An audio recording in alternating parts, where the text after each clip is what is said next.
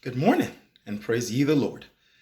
This morning, last night, the Lord gave me a message about giving, the importance of giving, and how giving actually ignites certain miracles in our life. We're reading from two quick texts here in the Bible.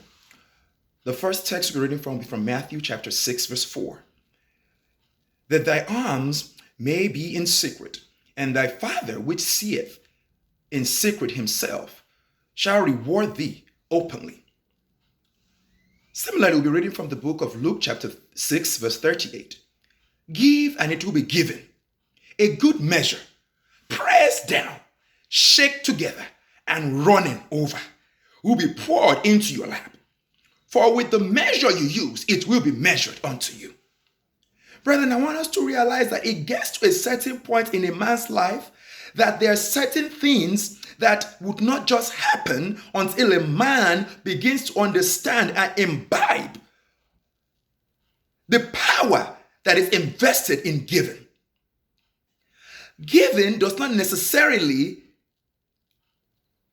show the fact or represent the fact that you have it all.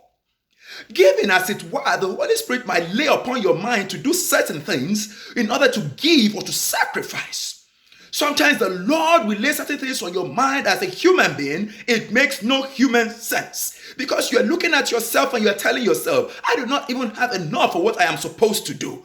But brethren, I want to encourage you and let you understand that when the Spirit of the Lord is directing, when the Spirit of the Lord is speaking, let us be very, very careful not to disobey. Because the thing what we don't realize sometimes is the more that we stretch out, if the Spirit of God is letting us release certain things, it's because He has a blessing that is embedded already on a particular angle in order to show unto us.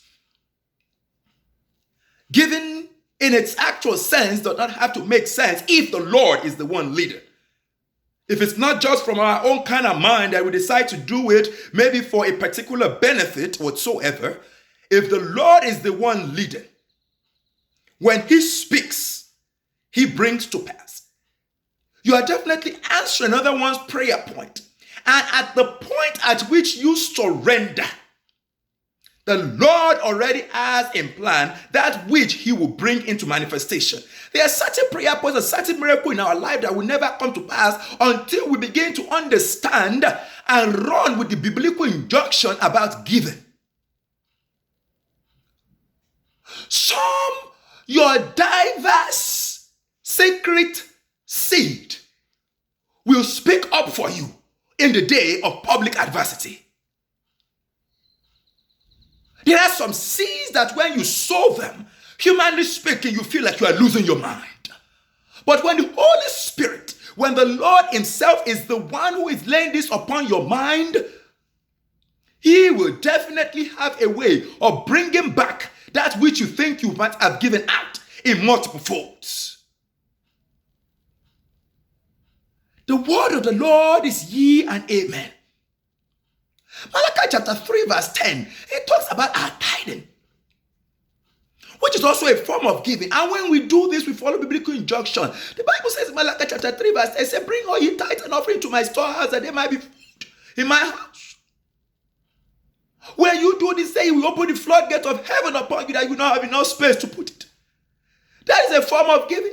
When we obey the biblical injunction of the Lord and do according to what He has proposed for us, He has His way of replenishing us and blessing us in return.